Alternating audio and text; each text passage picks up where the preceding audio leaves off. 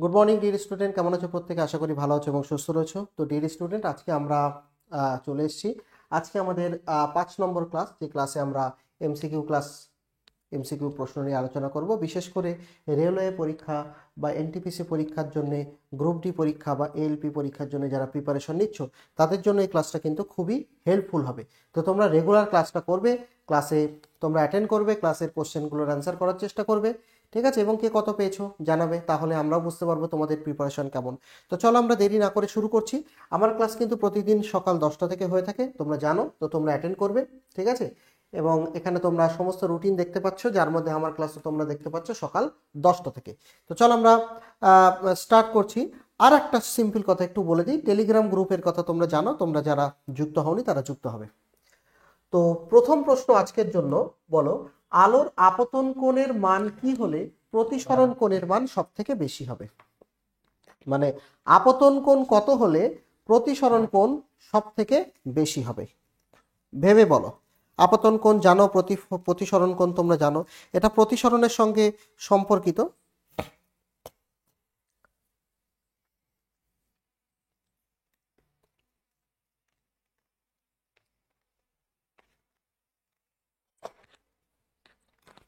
বলো কি হবে?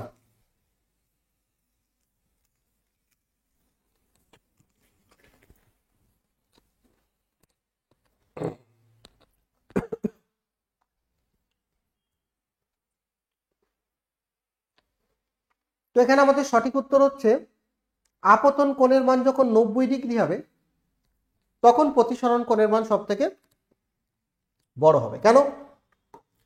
কারণ দেখো, এটা ধরো তোমার একটা তল, এখানে হচ্ছে বায়ু,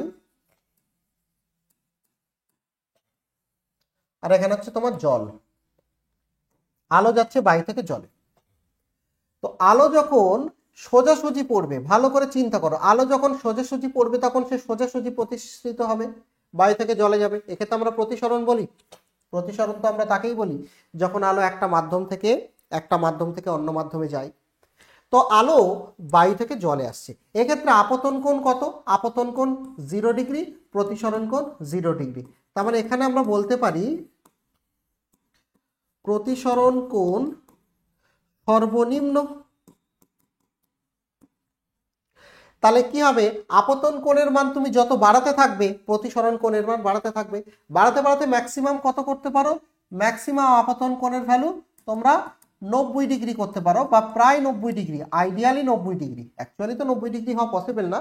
সেক্ষেত্রে যদি প্রতিসরণ হয়, সেক্ষেত্রে প্রতিসরণ কোণের মান হবে সব থেকে বড় বা ম্যাক্সিমাম। আশা করি আমার লজিকটা তোমরা বুঝতে পেরেছো, তাই না? ক্লিয়ার এটা প্রত্যেকের কাছে? ওকে। তাহলে আপতন কোণের মান যত বাড়বে প্রতিসরণ কোণের মান বাড়বে। আপতন কোণ বাড়তে বাড়তে ম্যাক্সিমাম 90 ডিগ্রি পর্যন্ত বাড়তে পারে, ঠিক আছে? চলে আসছি আমরা কোশ্চেন নাম্বার 2। বিদ্যুৎ পরিবাহিতার জন্য কোন ধাতু সব থেকে বেশি পরিমাণে ব্যবহৃত হয়? বিদ্যুৎ পরিবাহিতার জন্য কোন ধাতু সব থেকে বেশি পরিমাণে ব্যবহৃত হয়?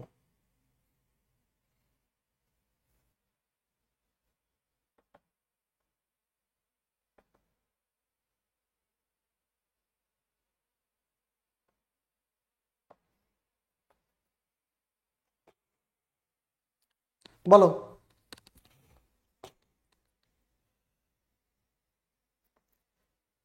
সব থেকে প্রচলিত, তো সব থেকে প্রচলিত হচ্ছে তামা। যদিও রূপা ভালো বিদ্যুৎ পরিবহন করে, কিন্তু রূপা, সোনাও ভালো তড়িৎ পরিবহন করে, কিন্তু এরা খুবই দামি ধাতু। তার তুলনায় তামা এমন একটা ধাতু যে তড়িৎ পরিবহন ক্ষমতা রূপার কাছাকাছি, তাই আবার দামেও কম, তাই আমরা তামাকে বেশি ব্যবহার করি, ঠিক আছে? তো বুঝতে পেরেছো? আবার এর থেকে খারাপ হচ্ছে অ্যালুমিনিয়াম। অ্যালুমিনিয়াম খুবই খারাপ। ম্যাক্সিমাম ভালো হচ্ছে তোমার তামা, ঠিক আছে?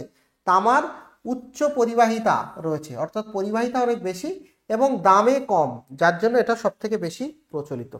অ্যালুমিনিয়াম আরো সস্তা, কিন্তু অ্যালুমিনিয়াম খারাপ পরিবাহী, ঠিক আছে? অ্যালুমিনিয়ামে কি হয়? তাপ তৈরি হয়, এই জন্য আমরা অ্যালুমিনিয়ামটাকে ঠিক ব্যবহার করি না। ক্লিয়ার? ওকে। কোশ্চেন নাম্বার 3 বলো। একটি গাড়ি 10 মিটার পার সেকেন্ড বেগে চলছে এবং এটি 5 সেকেন্ডের জন্য 2 মিটার পার সেকেন্ড স্কোয়ার ত্বরণে চললো, তাহলে কত দূরত্ব অতিক্রম করবে?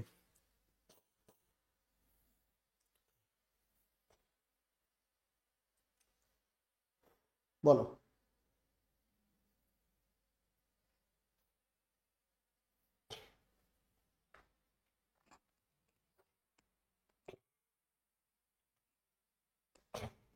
কত দূরত্ব অতিক্রম করবে? খুব সহজ, এটা আমরা এস সমান সমান ইউটি প্লাস হাফ এটি স্কোয়ারের ফর্মুলায় ফেলতে পারি। যেখানে ইউটা প্রাথমিক বেগ, এখানে আমাদের অঙ্কে কি বলেছে?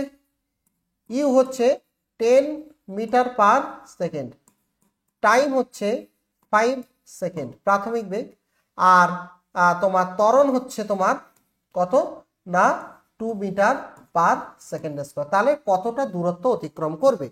তো এস সমান UT plus half a t square ফর্মুলায় আমরা ফেলতে পারি। তোমরা একবার নিজেটা ট্রাই করো, এস সমান ইউটি প্লাস হাফ এটি স্কোয়ারের ফর্মুলায় ফেলো, তাহলে একবার দেখো তো আসছে কিনা।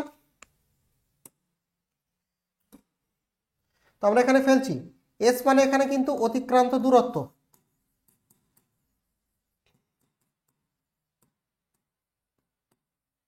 এই ফর্মুলাগুলো তোমাদের জানতে হবে। তাহলে এস সমান সমান ইউটি, ইউটির ভ্যালু আমরা কত করছি 10 ইন্টু টি, টি এর ভ্যালু হচ্ছে 5, ইউটি প্লাস হাফ এর ভ্যালু কত, এর ভ্যালু হচ্ছে 2 ইন্টু টি স্কোয়ার, টি স্কোয়ার মানে সময়ের স্কোয়ার মানে 5-এর স্কোয়ার। তাহলে এটা কত হচ্ছে 5 10 50 প্লাস 2 2 কাটলো, 2 আর 2 কাটলো, 5-এর স্কোয়ার মানে 5 5 25, তাহলে 50 আর 20 70 আর 5 75, তাহলে টোটাল ওই সময়ে 75 মিটার দূরত্ব গাড়ি অতিক্রম করবে।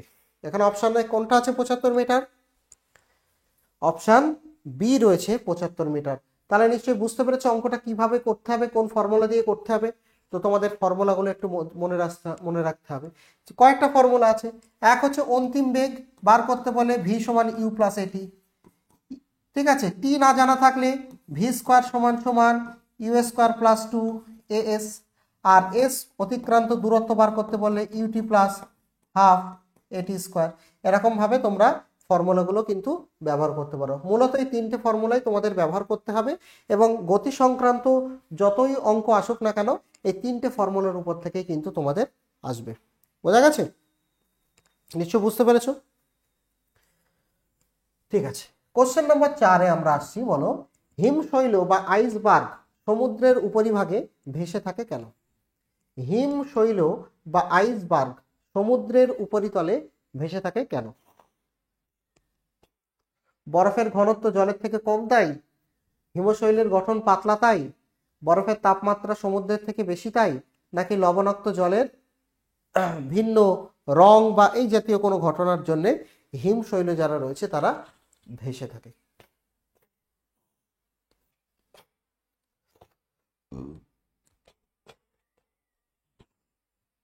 বলো কোনটা হবে? সঠিক উত্তর হচ্ছে বরফের ঘনত্ব জলের থেকে কম, তাই না? বরফের ঘনত্ব কত, জলের ঘনত্ব কত বলো তো দেখি, কেউ বলতে পারবে? জলের ঘনত্ব 1 গ্রাম পার সিসি। তো আমরা জানি বস্তুর ঘনত্ব যদি তরলের থেকে কম হয় তাহলে বস্তুটা জলের উপরে ভাসবে। কেন ভাসবে না, প্লবতা বলের জন্য। এখানে একটা বল আছে প্লবতা বল, এই প্লবতা বলের জন্য কোনো বস্তু কোনো তরলের উপরে ভেসে থাকে, তাই না? তাহলে আমরা এখানে দেখতে পাচ্ছি যে বরফের ঘনত্ব হচ্ছে প্রায় 0.92 গ্রাম পার সেমি কিউব, যেটা লবণাক্ত জলের থেকে কম। লবণাক্ত জলের ঘনত্ব আরেকটু বেশি হবে ওর থেকে, ঠিক আছে। ফলে হিমশৈলের 10 ভাগ জলের উপরে থাকবে আর 90 ভাগ জলের নিচে থাকবে। বুঝতে পেরেছো? 10 ভাগ উপরে আর 90 ভাগ জলের নিচে। ফলে হিমশৈল কি থাকে, জলের উপরে ভেসে থাকে। ক্লিয়ার? একদম সহজ কোশ্চেন, সহজ এক্সপ্লানেশন, হালকা জিনিস জলের উপরে ভেসে থাকবে। কোশ্চেন নাম্বার 5, আমাদের শরীরে ভিটামিন B12 এর অভাবে কি হয়? আমাদের শরীরে ভিটামিন B12 এর অভাবে কি হয়? ভিটামিন B12 এর রাসায়নিক নামটা কি মনে আছে? সায়ানোকোবালামিন। তো এর অভাবে কোন রোগটা হয় আর কেন হয় সেটাও আমরা বলো। ভিটামিন B12 এর অভাবে কোন রোগটা হয় এবং কেন হয়?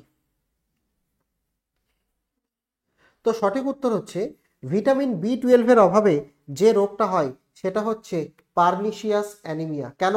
কারণ ভিটামিন B12 কি করে? আরবিসি উৎপাদনে সাহায্য করে, লোহিত রক্তকণিকা উৎপাদনে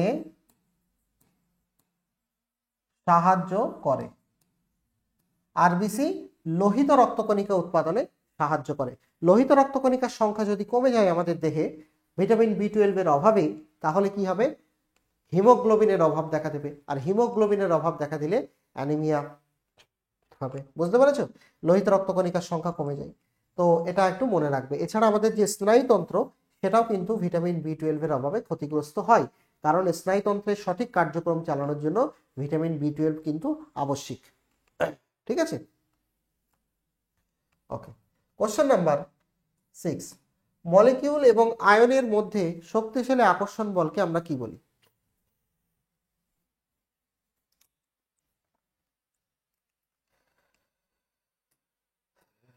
মলিকিউল বা আয়ন, ঠিক আছে, আয়নের মধ্যে শক্তিশালী যে আকর্ষণ বল, সেই শক্তিশালী আকর্ষণ বলকে আমরা কি বলি?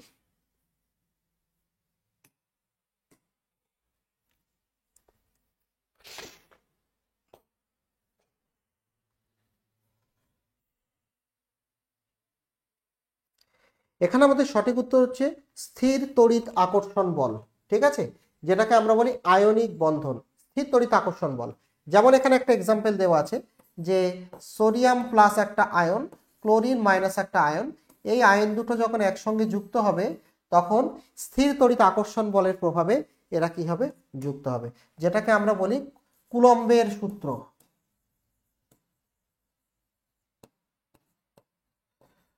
কুলম্বের সূত্র বা স্থির তড়িৎ আকর্ষণের ফলে যুক্ত হবে, এবং এইভাবে যুক্ত হয়ে এরা কি তৈরি করবে?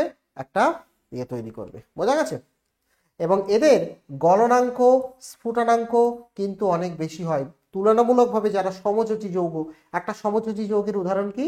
একটা সমযোজী যৌগের উদাহরণ হচ্ছে তোমার জল, তারপরে তোমার মিথেন। এরা হচ্ছে সমযোজী। তোমরা জানো নিশ্চয়ই তড়িৎযোজী কাকে বলে, সমযোজী কাকে বলে। তো সেই সমযোজী যৌগের এদের কিন্তু গলনাঙ্ক বা স্ফুটনাঙ্ক বেশি হয় না। বুঝতে পারছো? তো তড়িৎযোজী যৌগদের বেশি হয়। কোশ্চেন নাম্বার 7, বলো কোন ভিটামিন রক্ত জমাট বাঁধতে সাহায্য করে? এটা খুব সহজ কোশ্চেন তোমাদের জন্য। কোন ভিটামিন রক্ত জমাট বাঁধতে সাহায্য করে? বলো কোনটা হবে সঠিক উত্তর? আমরা মোটামুটি সব জানি, তাই না, ভিটামিনগুলোর কাজ। ভিটামিন কে, ভিটামিন এ কি করে? রাতকানা রোগ, চোখ। ভিটামিন সি কি করে? আমাদের শরীরে ক্যালসিয়াম শোষণ করতে আমাদের শরীরে ইয়ে করে, স্কারভি রোগ আটকায়, তাই না, দাঁতের যে ক্ষয় রোগ হয়, অর্থাৎ এটা। তারপরে ভিটামিন ডি আমাদের হাড়ের ক্যালসিয়াম শোষণে সাহায্য করে, হাড় শক্তিশালী হয়। ঠিক আছে, প্রত্যেকের অভাবে বিভিন্ন রোগ আমরা তো জানি, তো এটা তোমরা পড়বে। ভিটামিন কি হচ্ছে প্লাজমায় রক্ত জমাট বাঁধার সাহায্য করে। আর একটা কোলাজেন তৈরি করে, লিভারের মাধ্যমে আমাদের দেহে কোলাজেন উৎপন্ন করে। এটা একটু মনে রাখবে। সো অপশন সি হচ্ছে এখানে আমাদের সঠিক উত্তর। ঠিক আছে, কোশ্চেন নাম্বার 8, তরল পদার্থে তাপের পরিবহন প্রধানত কিভাবে হয়? তরল পদার্থে প্রধানত কিভাবে তাপের পরিবহন হয়? আমরা তো জানি যে তাপ এক স্থান থেকে অন্য স্থানে প্রবাহিত হয়, এবং তাপ পরিবহনের বিভিন্ন মানে পদ্ধতি আছে। বিভিন্ন পদ্ধতির মাধ্যমে তাপ কিন্তু এক স্থান থেকে অন্য স্থানে যায়। তো সেই পদ্ধতিগুলো কি কি বলো? তরল পদার্থে তাপ পরিবহন প্রধানত কিভাবে হয়?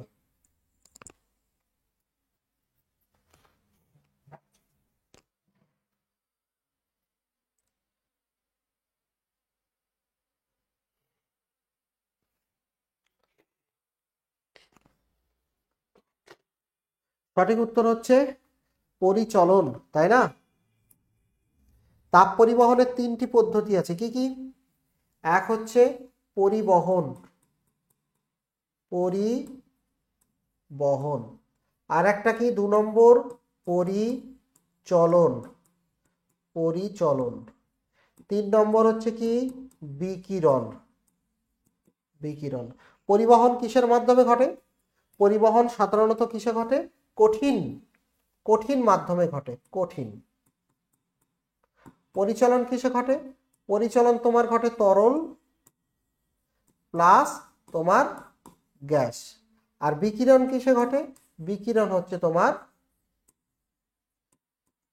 শূন্য মাধ্যমে বিকিরণ ঘটে। বুঝতে পেরেছো? শূন্য মাধ্যমে ঘটে। তো পরিচলনটা আমাদের কাছে সঠিক উত্তর।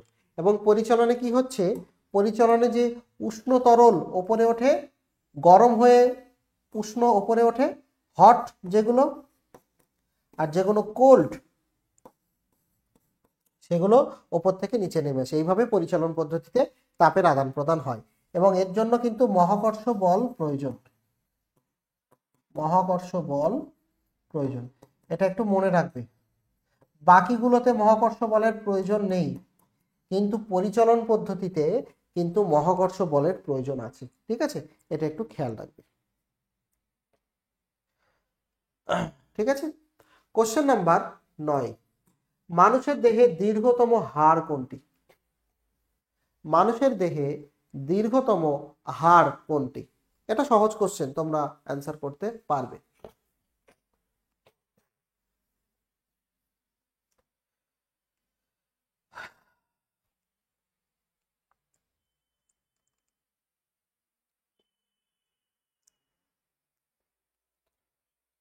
কোনটা হবে মানুষের শরীরের দীর্ঘতম হাড়?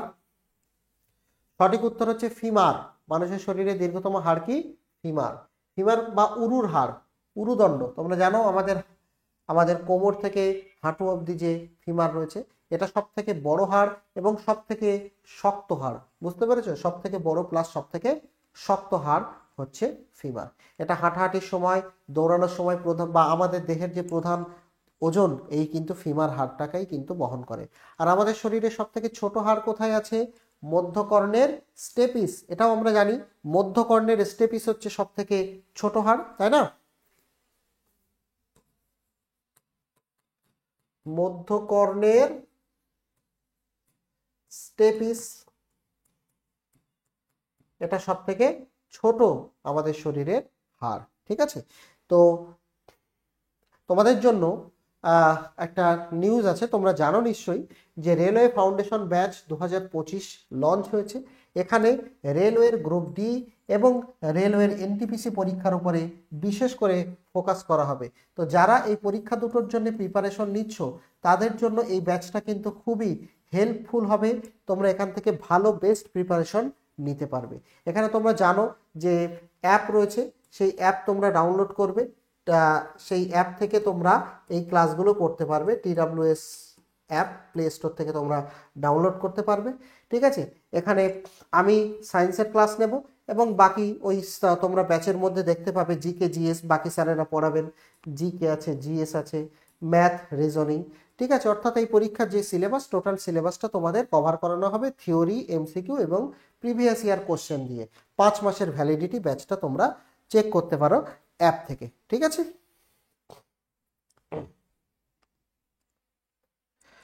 কোশ্চেন নাম্বার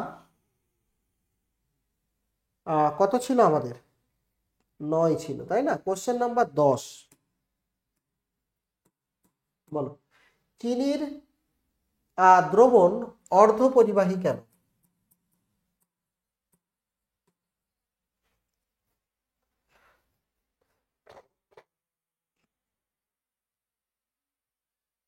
মানে অর্ধ পরিবাহী নয়, এটাকে আমরা বলবো কুপরিবাহী বা অপরিবাহী, অর্ধ নয়। কোশ্চেনটা একটুখানি চেঞ্জ হবে, অপরিবাহী।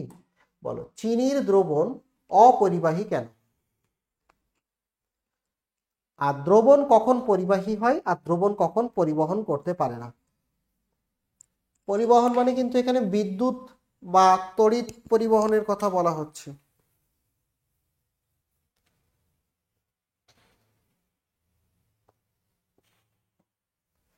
ঠিক আছে,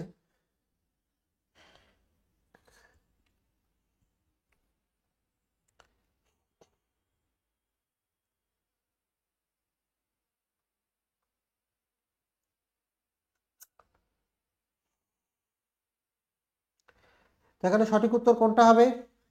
এখানে আমাদের সঠিক উত্তর হচ্ছে বিদ্যুৎ চলাচলের জন্য পর্যাপ্ত আয়ন তৈরি হয় না। আমরা যদি জলে HCl মেশাই, ধরো হাইড্রোক্লোরিক অ্যাসিড মেশালাম, HCl কিন্তু ইমিডিয়েট ভেঙে গিয়ে আয়ন তৈরি করছে H+Cl-। আমরা জলে যদি লবণ মেশাই NaCl, সে ভেঙে গিয়ে Na+Cl-। এই আয়নগুলো তড়িৎ পরিবহন করে, অর্থাৎ তড়িৎ পরিবহন করার জন্য পজিটিভ চার্জ বা নেগেটিভ চার্জ প্রয়োজন। কিন্তু চিনি, ঠিক আছে, চিনির সংকেত হচ্ছে C12H22O11। চিনি হচ্ছে একটা সমযোজী যৌগ। চিনি হচ্ছে একটা সমযোজী যৌগ। সমযোজী যৌগগুলো কিন্তু সাধারণত জলীয় দ্রবণে ভাঙে না বা আয়ন তৈরি করে না। আয়ন তৈরি না করার জন্য এরা তড়িৎ পরিবহন করতে পারে না। বোঝা গেছে? তাহলে চিনি হচ্ছে সমযোজী যৌগ, যারা আয়ন তৈরি করতে পারে না, যার ফলে তড়িৎ পরিবহন করা হয় না। বোঝা গেছে? ক্লিয়ার?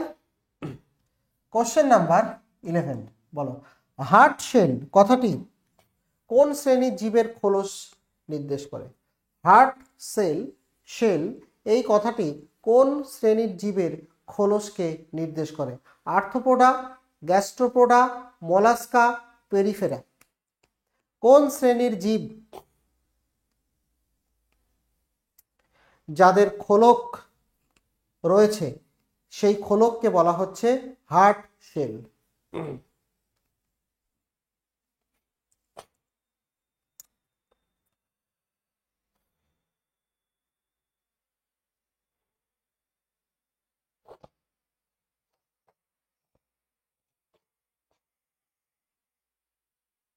কোনটা হবে? এখানে আমাদের সঠিক উত্তর হচ্ছে মোলাস্কা। ঠিক আছে, মোলাস্কা যারা রয়েছে, যেমন তোমার শামুক, ঝিনুক, এদের যে বাইরের যে খোলক, সেই খোলককে আমরা বলি হার্ট শেল। এটা কি দ্বারা গঠিত? এটা মূলত ক্যালসিয়াম কার্বনেট। ঠিক আছে, এদের খোলক মূলত ক্যালসিয়াম কার্বনেট দ্বারা গঠিত হয়। বুঝতে পেরেছো? তো এদের হার্ট শেলের মতো আকৃতি থাকে খোলকে, এই জন্য মোলাস্কা পর্বের প্রাণীদের হার্ট শেল কথাটা আমরা ব্যবহার করি। কোশ্চেন নাম্বার 12, 12 নম্বর কোশ্চেন বলো, বিদ্যুৎ পরিবাহীর ক্ষেত্রে সুপার কন্ডাক্টর কি?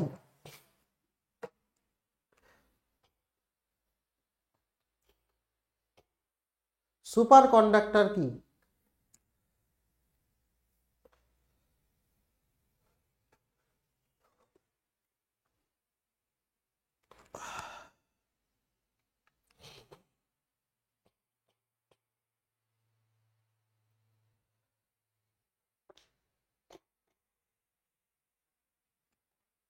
বিদ্যুৎ পরিবাহীর ক্ষেত্রে সুপার কন্ডাক্টর কি?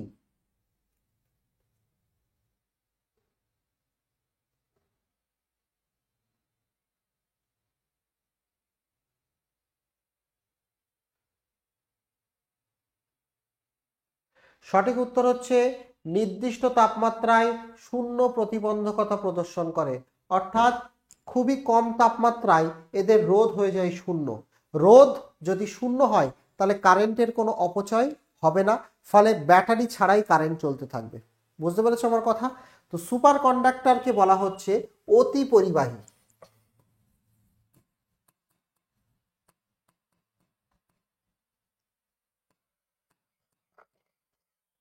সুপার কন্ডাক্টরকে কি বলা হচ্ছে? অতি পরিবাহী। একবার যদি আমরা কারেন্ট সঞ্চালন করি তাহলে বাইরের উৎস ব্যাটারি ছাড়াই এটা আজীবন চলতে থাকবে। এটা খুবই নিম্ন তাপমাত্রায় এই ধর্মটা কিন্তু দেখায়। রেজিস্ট্যান্স কত? রেজিস্ট্যান্স হচ্ছে 0 ওহম, কোনো রোধ নেই। সুপার কন্ডাক্টরের আরেকটা বৈশিষ্ট্য কি, সুপার কন্ডাক্টরের উপরে চুম্বক ভেসে থাকতে পারে, ঠিক আছে, চুম্বক ভেসে থাকতে পারে। তো এর উপরে নীতির উপর ভিত্তি করে ম্যাগলেভ ট্রেন তৈরি করা চেষ্টা হচ্ছে, যেটা সুপার কন্ডাক্টরের উপরে কি থাকবে, ভেসে থাকবে, ফলে খুব দ্রুত সেই ট্রেন চলাচল করতে পারবে। বোঝা গেছে? আচ্ছা, আমরা পরের কোশ্চেনে চলে আসছি। কোশ্চেন নাম্বার 13 বলো, হাড় এবং দাঁতের প্রধান উপাদান কোনটি? হাড় এবং দাঁতের প্রধান উপাদান কোনটি?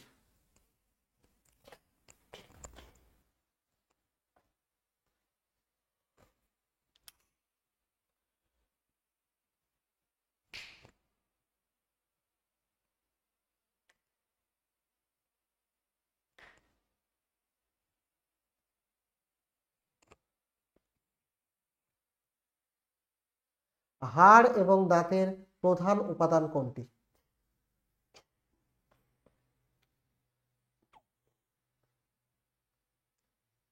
সঠিক উত্তর হচ্ছে হাড় এবং দাঁতের প্রধান উপাদান হচ্ছে কোলাজেন এবং হাইড্রক্সিপাইরাইড। ক্যালসিয়াম ক্লোরাইড আমাদের দাঁতে কিন্তু থাকে না, ঠিক আছে, ক্যালসিয়াম থাকে। তো এই হাইড্রক্সিপাইরাইড যে যৌগটা, ওই যৌগটা অ্যাকচুয়ালি ক্যালসিয়াম এবং ফসফেটের সমন্বয়ে গঠিত। হাইড্রক্সিপাইরাইড আমাদের দাঁতে থাকে, ঠিক আছে। আর কোলাজেনটা কি? কোলাজেন হচ্ছে এক প্রকার প্রোটিন, যেটা আমাদের হাড়ের নমনীয়তাকে বজায় রাখে, অর্থাৎ আমাদের হাড় যাতে সহজে না ভাঙে সেটাকে আবার দেখে। বুঝতে পেরেছো? তো কোলাজেন থাকে এবং হাইড্রক্সিপাইরাইড মানে ক্যালসিয়াম এবং ফসফেটের সমন্বয়ে গঠিত। বোঝা গেছে? কোশ্চেন নাম্বার 14, 14 নম্বর কোশ্চেন বলো, শব্দের তীব্রতা কোন এককে পরিমাপ করা হয়? শব্দের তীব্রতা কোন এককে পরিমাপ করা হয়?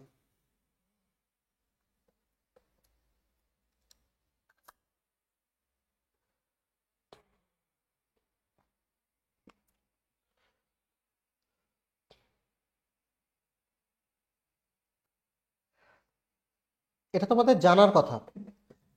শব্দের তীব্রতা আমরা ডেসিবেল এককে প্রকাশ করি, তাই না? হার্টজ দিয়ে কি মাপা হয়? হার্টজ দিয়ে আমরা কম্পাঙ্ক কম্পাঙ্ক মাপি, মনে থাকবে। কম্পাঙ্ক মাপার আরেকটা একক আছে, কম্পাঙ্ক মাপার আরেকটা একক আছে, যেটাকে আমরা বলি সিপিএস। সিপিএস মানে সাইকেল পার সেকেন্ড, ঠিক আছে, cycle per second. Lumen, lumen হচ্ছে তোমার আলোর তীব্রতা মাপার একক।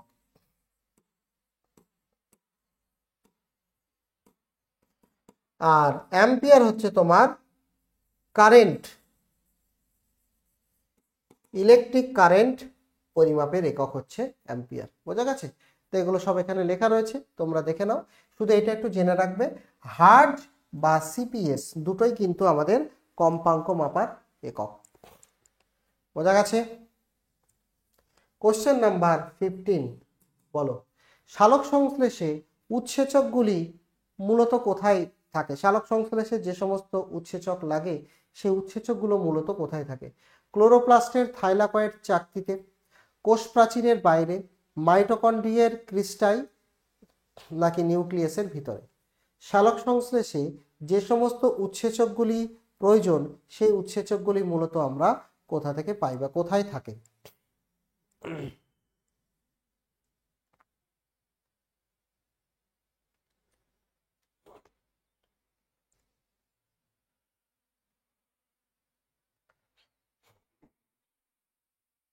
বলো।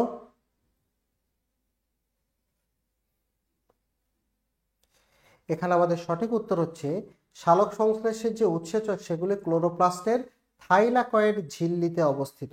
বোঝা গেছে? থাইলাকয়েড ঝিল্লিতে ক্লোরোপ্লাস্টের উৎসেচক অবস্থিত, বা এখানে ক্লোরোপ্লাস্ট যেগুলো রয়েছে সেগুলো কিন্তু অবস্থিত। মনে থাকবে? তো এখানে অপশন এ হবে সঠিক উত্তর। কোশ্চেন নাম্বার 16 বলো, নিউক্লিয়ার চেইন রিয়াকশন বা শৃঙ্খল বিক্রিয়া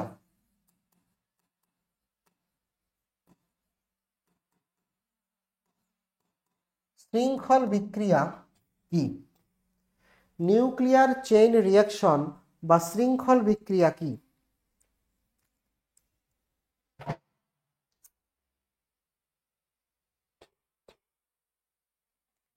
বলো দেখি।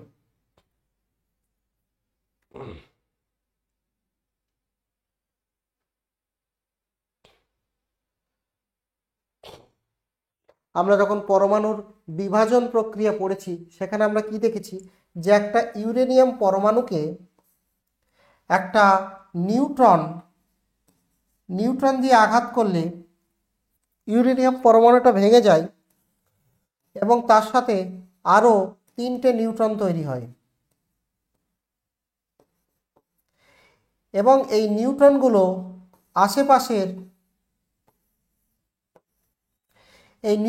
আশেপাশের আরো 3টে ইউরেনিয়াম পরমাণুতে গিয়ে আঘাত করে এবং এই ইউরেনিয়াম পরমাণুগুলো থেকে আবারও 3টে করে নিউট্রন তৈরি হয়। ফলে এইগুলো আবারও তোমার 9টা ইউরেনিয়াম পরমাণুকে ভাঙে। এইভাবে একটা চেইন রিঅ্যাকশন শুরু হয়। বুঝতে পেরেছো? তো একটা ইউরেনিয়াম পরমাণুকে তুমি যদি ভাঙো তাহলে সেখান থেকে 3টে ভাঙবে, সেখান থেকে 9টা ভাঙবে, তারপরে 27টা ভাঙবে, তারপরে 81টা ভাঙবে, এরকমভাবে চলতে থাকে এবং এটা একটা চেইন রিঅ্যাকশনের রূপ নেয়। তো পরমাণুগুলোর যে ধারাবাহিক বিক্রিয়া সেটাকে বলে। এটা তোমার অনিয়ন্ত্রিত যদি বিভাজন হয় তাহলে এটা পরমাণু বোমার মতো হতে পারে, পরমাণু বোমা, যেখানে অনিয়ন্ত্রিত বিভাজন হয়। বুঝতে পেরেছো? আর নিয়ন্ত্রিতভাবে কোথায় ঘটানো হয়? পরমাণুর যে চুল্লি রয়েছে, যেগুলো ইলেকট্রিসিটি তৈরি করা হয়, সেখানে নিয়ন্ত্রিতভাবে এই বিভাজনগুলো কিন্তু ঘটানো হয়। ঠিক আছে? কোশ্চেন নাম্বার 17, ভেক্টর রাশি বলতে আমরা কি বুঝি? ভেক্টর রাশি বলতে আমরা কি বুঝি?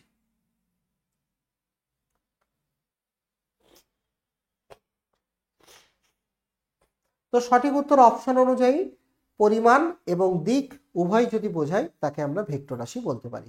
তবে এর সাথে আরো একটা ইম্পর্টেন্ট জিনিস মনে রাখা দরকার, মান প্লাস দিক প্লাস ভেক্টর যোগের নিয়ম,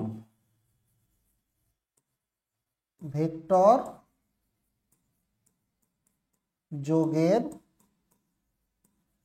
নিয়ম, মান দিক, তার সঙ্গে আর একটা জিনিস থাকতে হবে যেটা হচ্ছে ভেক্টর যোগফলের নিয়ম। এই 3টে যদি একসঙ্গে হয় তাকে আমরা কি বলতে পারি? ভেক্টর রাশি। ভেক্টর রাশির এক্সাম্পল কি? বল, বেগ, ত্বরণ, ভরবেগ, সরণ ইত্যাদি ইত্যাদি। আর স্কেলার রাশি যাদের শুধুমাত্র মান থাকে, যেমন ভর, দৈর্ঘ্য ইত্যাদি ইত্যাদি, এরা হচ্ছে স্কেলার রাশি। বোঝা গেছে?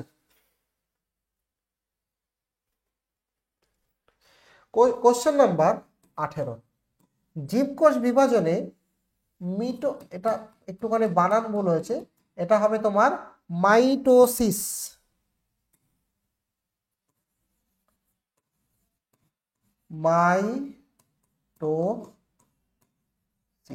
মাইটোসিস প্রক্রিয়ায় কি ঘটে?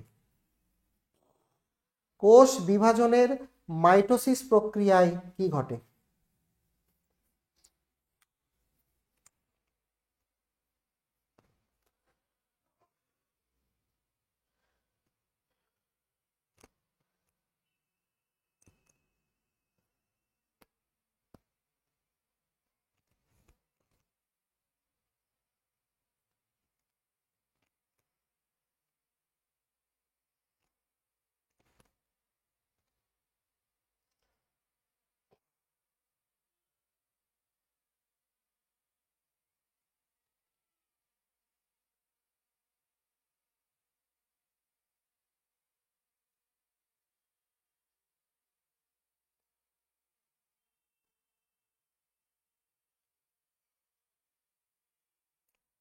তো বলো সঠিক উত্তর কোনটা হবে?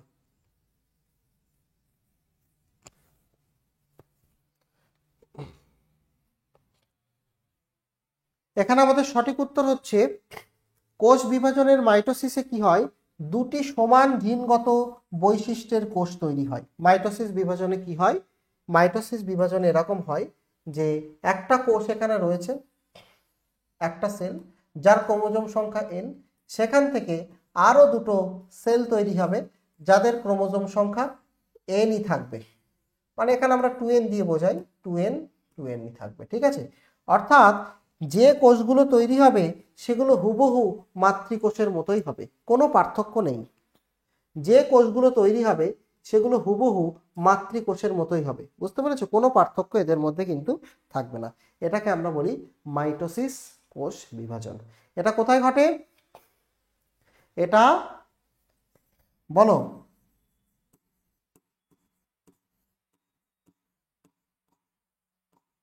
মাইটোসিস কোথায় ঘটে?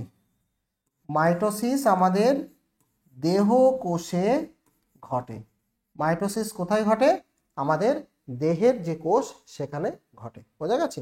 তাহলে এখানে আমাদের, তাহলে মাইটোসিসে কি লেখা রয়েছে? একটি কোষ থেকে দুটি কোষ জন্মায় যাদের ডিএনএ হুবহু একই রকম। দেহের কোষের বৃদ্ধি এবং কোষের যে পুনরুৎপাদন হয়, ক্ষয় পূরণ হয়, সেখানে মাইটোসিস কিন্তু বিশেষভাবে গুরুত্বপূর্ণ, বোঝা গেছে? কোশ্চেন নাম্বার 19 বলো, বিপাক কি? বিপাক কি? খাদ্য গ্রহণের প্রক্রিয়া, কোষের মধ্যে রাসায়নিক বিক্রিয়ার সমষ্টি, মস্তিষ্কের উদ্দীপনা, গন্ধ শনাক্তকরণ। বিপাক কি?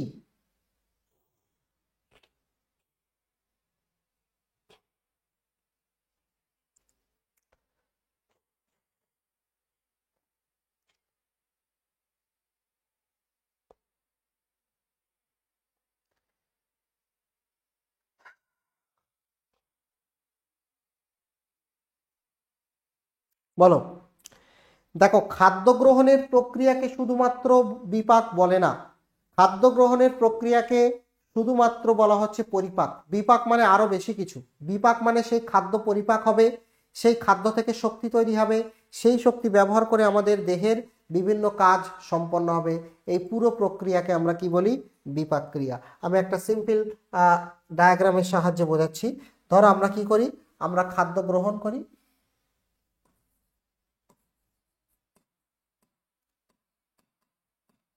খাদ্য গ্রহণ করি, সেই খাদ্য কি হয়? সেই খাদ্য শোষণ হয়, সেখান থেকে কি তৈরি হয়? শক্তি উৎপন্ন হয়। সেই শক্তি কি করে? সেই শক্তি আমাদের দৈহিক কাজে সাহায্য করে। তো খাদ্য গ্রহণ থেকে খাদ্য শোষণ এই পর্যন্ত এটাকে আমরা বলি পরিপাক। আমাদের বিভিন্ন পরিপাক তন্ত্র রয়েছে, আমাদের মুখগহ্বর, আমাদের পাকস্থলী, আমাদের ক্ষুদ্রান্ত, এগুলো সব পরিপাকে সাহায্য করে। কিন্তু পরবর্তীতেই শক্তি তৈরি হওয়া থেকে দৈহিক বিভিন্ন কাজ, জনন, রেচন, কোষ বিভাজন, তারপরে তোমার প্রোটিন সংশ্লেষ ইত্যাদি ইত্যাদি, এগুলোকে আমরা বলি দৈহিক কাজ। এই কাজগুলো কি করে? এই কাজগুলো করে তোমার বিপাক ক্রিয়া। বিপাকের ইংরাজি হচ্ছে মেটাবলিজম। মেটাবলিজম, বোঝা গেছে? মেটাবলিজম বলা হচ্ছে। তাহলে এখানে আমাদের সঠিক উত্তর হচ্ছে কোষের মধ্যে যে রাসায়নিক বিক্রিয়াগুলো হচ্ছে তাদের সমষ্টি। এর মাধ্যমে কি হচ্ছে? শক্তি তৈরি হচ্ছে, পরিপাক হচ্ছে, খাদ্য শক্তি উৎপাদন হচ্ছে, কোষের পুনর্গঠন হচ্ছে, আরও যে সমস্ত দৈহিক কাজ রয়েছে সেগুলো সবই বিপাকের অন্তর্গত। শুধুমাত্র খাদ্য গ্রহণ করাকে কিন্তু বিপাক বলে না, বোঝা গেছে? Question number 20।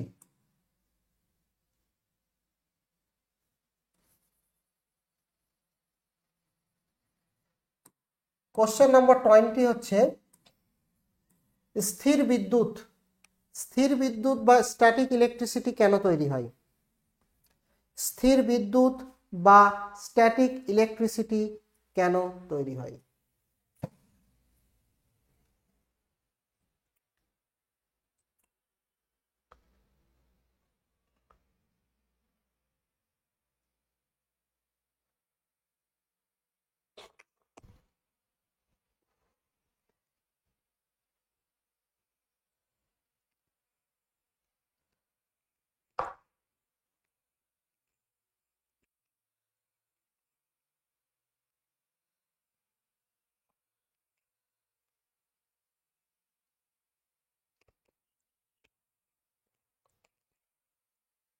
বলো, স্থির বিদ্যুৎ বা স্ট্যাটিক ইলেকট্রিসিটি কেন তৈরি হয়?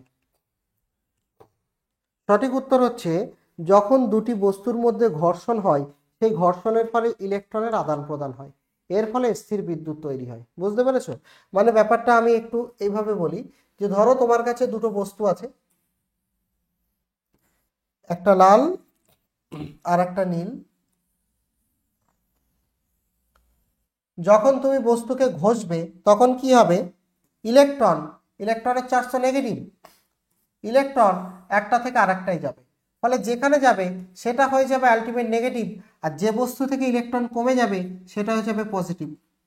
তাহলে ইলেকট্রন যেখানে যাবে সে নেগেটিভ হয়ে যাবে, যেখান থেকে যাবে সেটা হয়ে যাবে পজিটিভ। তাহলে এইভাবে স্থির তড়িৎ সৃষ্টি হয়। বোঝা গেছে? তাহলে স্থির তড়িৎকে কখন সৃষ্টি হয়? যখন দুটো বস্তুর মধ্যে ইলেকট্রনের আদান প্রদান হয়। ঠিক আছে? তোমরা দেখবে অনেক সময় শীতকালে চিরুনি দিয়ে চুল আঁচড়ালে ইলেকট্রনের আদান প্রদান হয়, সেগুলো কাগজের টুকরোকে কি করতে পারে? আকর্ষণ করতে পারে, সেটা একটু দেখবে। ঠিক আছে? এখানে লেখা রয়েছে যে দুটি ভিন্ন পদার্থের ঘর্ষণে একটিতে ইলেকট্রন যোগ হয়, অন্যটির থেকে ইলেকট্রন কমে যায়। তো যেটাতে ইলেকট্রন যোগ হবে সেটা হয়ে যাবে ঋণাত্মক, আর যেখানে জমবে সেটা হয়ে যাবে ধনাত্মক। ঠিক আছে? কোশ্চেন নাম্বার 21, দূরবীক্ষণ যন্ত্র কিভাবে কাজ করে?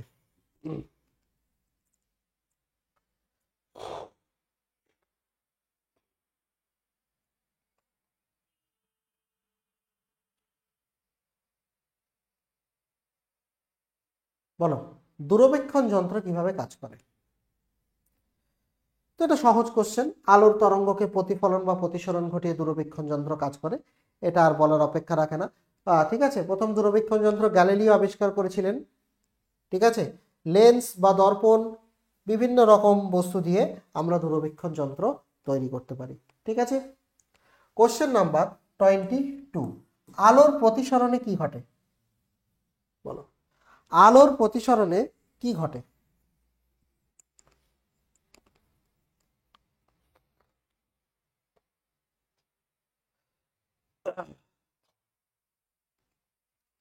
আলোর প্রতিসরণে কি ঘটে?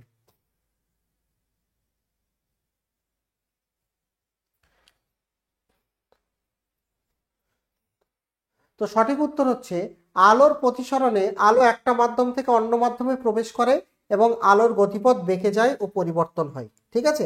আমি তোমাদের এখান থেকে কয়েকটা তথ্য দিচ্ছি যেগুলো খুব ইম্পর্টেন্ট, তোমরা একটু নোট করবে তথ্যগুলো। প্রতিসরণ দুটো ভিন্ন মাধ্যমের মধ্যে ঘটে। আমরা প্রথমে একটা প্রশ্ন করেছিলাম প্রতিসরণ কোন সম্পর্কে। ঠিক আছে?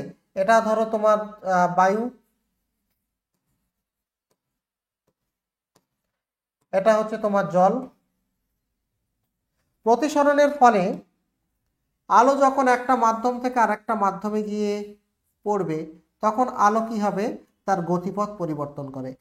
এক, বেঁকে যাবে, বেঁকে যাবে। দুই, তরঙ্গ দৈর্ঘ্য পরিবর্তন হবে। এটা মনে রাখবে, এই কোশ্চেনগুলো কিন্তু বারবার ঘুরিয়ে ফিরিয়ে আসে। তরঙ্গ দৈর্ঘ্য পরিবর্তন হবে। ঠিক আছে? 3 নম্বর, যেটা সব থেকে ইম্পর্টেন্ট, অনেক বেশ কয়েকবার পরীক্ষায় এসছে, কম্পাঙ্ক অপরিবর্তিত থাকবে, অপরিবর্তিত থাকবে। 4 নম্বর, বেগ পরিবর্তন হবে, বেগ পরিবর্তন হবে। এইটা একটু মনে রাখবে। আলোর পরিবর্তনে তার অভিমুখ পরিবর্তন হবে, বেঁকে যাবে, বেগ পরিবর্তন হবে, তরঙ্গ দৈর্ঘ্য পরিবর্তন হবে, কম্পাঙ্ক অপরিবর্তিত থাকবে, কারণ আলোর বেগ সমান সমান কম্পাঙ্ক ইন্টু তরঙ্গ দৈর্ঘ্যের এই সম্পর্ক। বোঝা গেছে? তাহলে এখানে সঠিক উত্তর কোনটা হবে? Option B.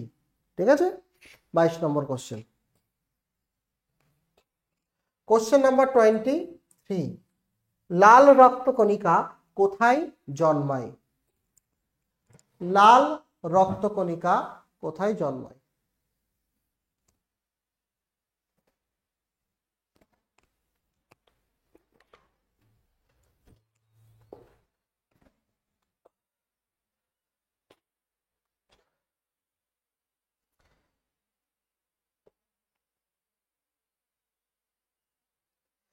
এটা তোমাদের জন্য সহজ কোশ্চেন। লোহিত রক্তকণিকা জন্মায় অস্থিমজ্জায়। কোথায় জন্মায় লোহিত রক্তকণিকা? অস্থিমজ্জায়, তাই না? এই জন্মানোর প্রক্রিয়াকে বলা হয় হেমাটোপয়েসিস। ঠিক আছে, লোহিত রক্তকণিকা গঠনের যে প্রক্রিয়া, সেই প্রক্রিয়াকে বলা হয় হেমাটোপয়েসিস, এটা মনে রাখবে। আর এদের আয়ু হচ্ছে 120 দিন। 120 দিন শেষে কোথায় এরা কি হয়? ধ্বংস হয়। কোথায় ধ্বংস হয়? লোহিত রক্তকণিকা কোথায় ধ্বংস হয়? যকৃৎ, প্লীহা, এই সমস্ত জায়গায় লোহিত রক্তকণিকা কি হয়? ধ্বংস হয়। বোঝা গেছে? এই জন্য এদেরকে আমরা বলি রক্তের সমাধিস্থল। এখানে লোহিত রক্তকণিকাগুলো ধ্বংস হয়ে কি তৈরি করে? বিলিরুবিন তৈরি করে, হলুদ বর্ণের বিলিরুবিন তৈরি করে। বোঝা গেছে? Question number 24। কোন প্রোটিন অক্সিজেন পরিবহনের জন্য দায়ী? কোন প্রোটিন অক্সিজেন পরিবহনের জন্য দায়ী?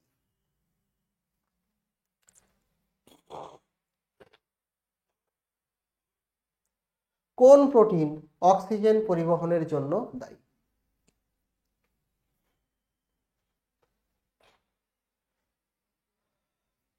এর থেকে সহজ কোশ্চেন তো আর হয় না, নাকি? সহজ কোশ্চেন একদম। হিমোগ্লোবিন অক্সিজেন পরিবহনের জন্য দায়ী, তাই না? হিমোগ্লোবিনের মধ্যে লোহা থাকে, তাই না? লোহিত রক্তকণিকার প্রধান উপাদান। একটা হিমোগ্লোবিন 4টে অক্সিজেন পরমাণুকে বহন করতে পারে, নিশ্চয়ই তোমরা জানো। এর মধ্যে 4টে গ্রুপ থাকে যারা 4টে অক্সিজেন পরমাণুকে বহন করে। কোশ্চেন নাম্বার 25 বলো। কোন যন্ত্রের সাহায্যে দেহের অঙ্গ প্রত্যঙ্গের আভ্যন্তরীণ স্থির চিত্র তোলা হয়? কোন যন্ত্রের সাহায্যে দেহের অঙ্গ প্রত্যঙ্গের আভ্যন্তরীণ স্থির চিত্র তোলা হয়?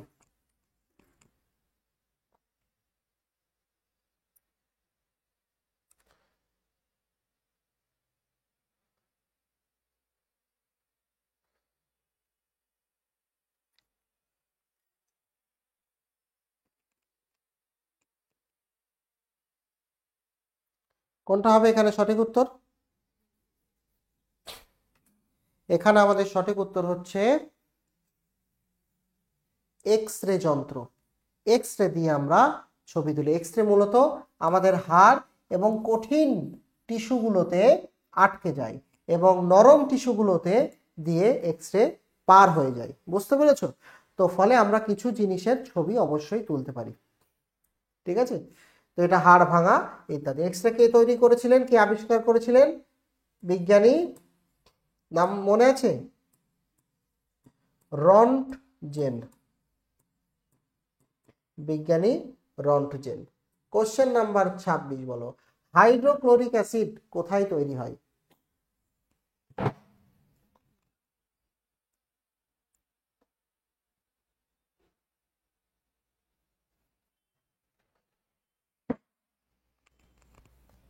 হাইড্রোক্লোরিক অ্যাসিড কোথায় তৈরি হয়?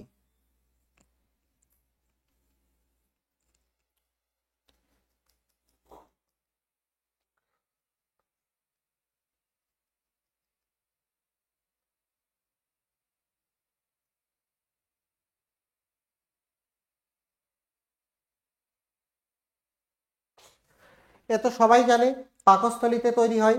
হাইড্রোক্লোরিক অ্যাসিড পাকস্থলীর পিএইচ কে কমিয়ে রাখে, ফলে এখানে যে উৎসেচক থাকে সেটা হচ্ছে পেপসিন। এই পেপসিন উৎসেচক প্রোটিন হজম করতে সাহায্য করে। পেপসিন উৎসেচক অনেক কম পিএইচে কাজ করে, অর্থাৎ অ্যাসিড পরিবেশে কাজ করে। এই জন্য হাইড্রোক্লোরিক অ্যাসিড ওই এটাকে কমিয়ে রাখে। বুঝতে পেরেছো? ওকে, কোশ্চেন নাম্বার 27। কোন বিক্রিয়ায় তাপ নির্গত হওয়ার ঘটনাকে কি বলা হয়? কোন বিক্রিয়ায় তাপ নির্গত হওয়ার ঘটনাকে কি বলা হয়?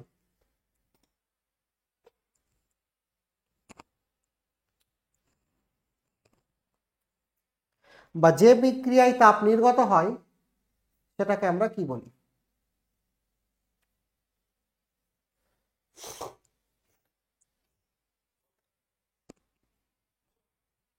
সঠিক উত্তর হচ্ছে এক্সোথার্মিক বিক্রিয়া, তাপ উৎপাদনকারী বিক্রিয়া। আর এন্ডোথার্মিক মানে কি? তাপ শোষণকারী বিক্রিয়া।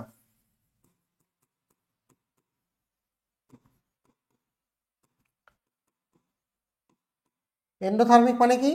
তাপ শোষণকারী বিক্রিয়া। আর এক্সোথার্মিক মানে তাপ উৎপাদনকারী বিক্রিয়া। বোঝা গেছে?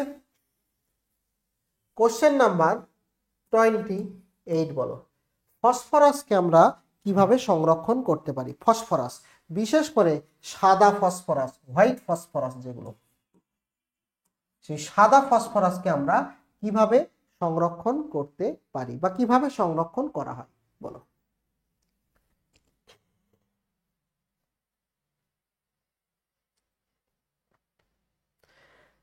জানিয়ে রাখি, সাদা ফসফরাস হচ্ছে খুবই দাহ্য পদার্থ। দাহ্য মানে খুব সহজে আগুন জ্বলে ওঠে অক্সিজেনের সংস্পর্শে। যখনই সাদা ফসফরাস অক্সিজেনের সংস্পর্শে আসবে তখনই কিন্তু সেখানে আগুন জ্বলে ওঠে। কথা কি বুঝতে পেরেছো? তো এই কারণে আমরা সাদা ফসফরাসকে জলমগ্ন অবস্থায় অর্থাৎ জলের মধ্যে ডুবিয়ে রাখি, জলমগ্ন অবস্থায় রেখে দিই, যাতে সে বাতাসের অক্সিজেন থেকে আলাদা থাকে। কারণ বাতাসে রাখলে কি হবে? সংস্পর্শে, অক্সিজেনের সংস্পর্শে যখনই আসবে তখনই কিন্তু আগুন ধরে যাবে। একই রকম একটা কোশ্চেন তোমাদের আসে, সোডিয়ামকে আমরা কিভাবে সংরক্ষণ করি? সোডিয়ামকে আমরা কেরোসিনের মধ্যে ডুবিয়ে সংরক্ষণ করা হয়। ঠিক আছে? একই কারণ, জল বা অক্সিজেনের সংস্পর্শে আসলে, মানে সোডিয়াম বিশেষ করে জলের সংস্পর্শে আসলে খুব দ্রুত জ্বলে ওঠে। বুঝতে পেরেছো? 29, গ্রিন হাউস প্রভাব কিভাবে উষ্ণতা বৃদ্ধি করে? গ্রিন হাউস প্রভাব কিভাবে উষ্ণতা বৃদ্ধি করে?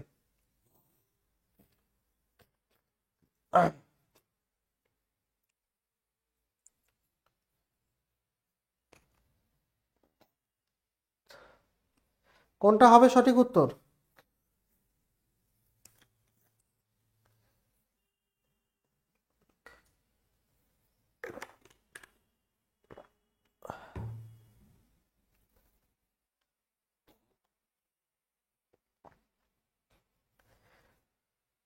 তো গ্রিন হাউস প্রভাব কি করে?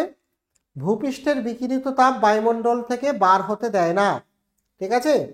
ভূপৃষ্ঠে যে সমস্ত তাপ এসে পড়ে সেগুলো যখন প্রতিফলিত হয়ে মহাশূন্যে ফেরত যেতে চায়, ওরা তাপকে প্রতিফলিত হতে দেয় না, আটকে রাখে। ফলে পৃথিবী আস্তে আস্তে গরম হয়ে যাচ্ছে। এর প্রধান গ্যাস হচ্ছে তোমার কার্বন ডাইঅক্সাইড আছে, তারপরে মিথেন আছে, জলীয় বাষ্প আছে, ইত্যাদি ইত্যাদি বিভিন্ন গ্যাস রয়েছে। কোশ্চেন নাম্বার 30 বলো, আয়তনের তাপ প্রসারণ কোন পদার্থে সব থেকে বেশি হয়? মানে তাপীয় আয়তন প্রসারণ কোন পদার্থে সব থেকে বেশি? তাপ দিলে আয়তন প্রসারণ কার সব থেকে বেশি হয়? সোজা কথা, তাপ প্রয়োগ করলে আয়তন প্রসারণ কার সব থেকে বেশি হয় বলো। তাপ প্রয়োগ করলে আয়তন প্রসারণ বেশি হয় কার?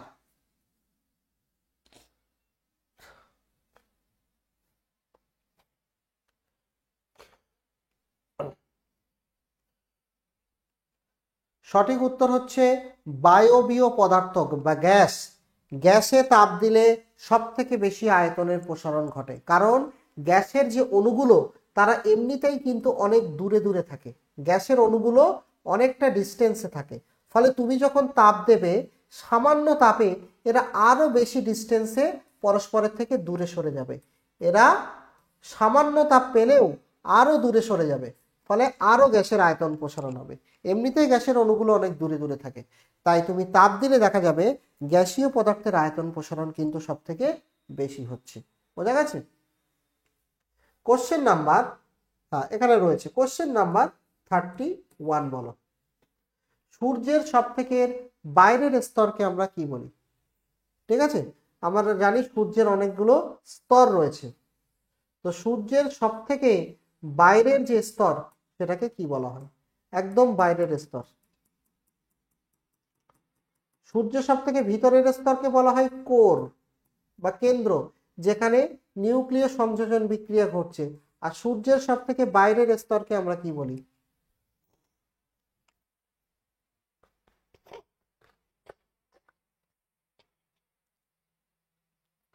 সূর্যের সব থেকে বাইরের স্তরকে আমরা বলি করোনা। ঠিক আছে, করোনা স্তর বলা হয়। এটার তাপমাত্রা প্রায় 10⁵ থেকে 10⁶ ডিগ্রি সেলসিয়াস সূর্যের বাইরের স্তরের তাপমাত্রা। বুঝতে পেরেছো? 10⁶ ডিগ্রি সেলসিয়াস মানে প্রায় 10 লাখ ডিগ্রি সেলসিয়াসের কাছাকাছি হয়ে থাকে। এটা একটু পড়ে রাখবে, ঠিক আছে? তো সৌরগ্রহণের সময় আমরা ওই লাস্টের স্তরটাই কিন্তু দেখতে পাই, ঠিক আছে?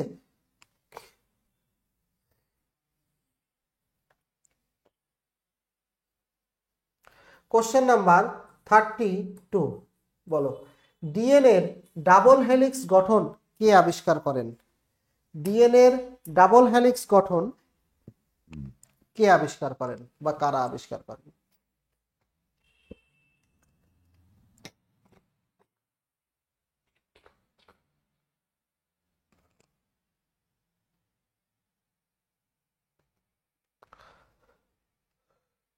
সঠিক উত্তর হচ্ছে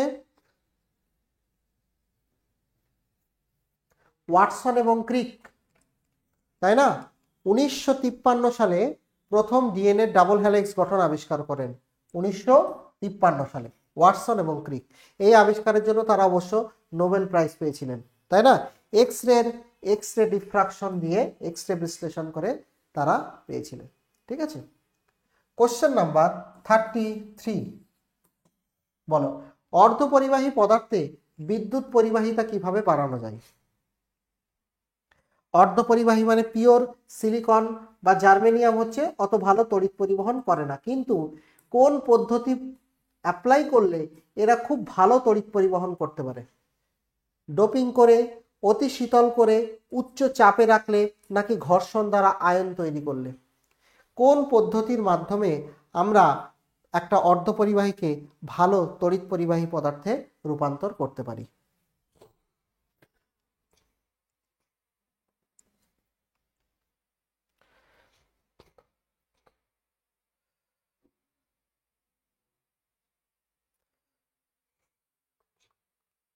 তো সঠিক উত্তর হচ্ছে ডোপিং করে। ডোপিং করা মানে কিছু মৌল আমরা সিলিকন বা জার্মেনিয়ামের মধ্যে মিশিয়ে দিই, যার ফলে ওই মৌলগুলো যখন মিশে যাবে তখন সিলিকন বা জার্মেনিয়াম আরো ভালো তড়িৎ পরিবহন করতে পারবে, তারা ভালো ফ্রি ইলেকট্রন বা হোল তৈরি করতে পারবে। দু রকমের অর্ধপরিবাহী তৈরি করা হয়, এন টাইপ আর পি টাইপ, ঠিক আছে? এগুলো দিয়ে আমরা কি কি তৈরি করতে পারি?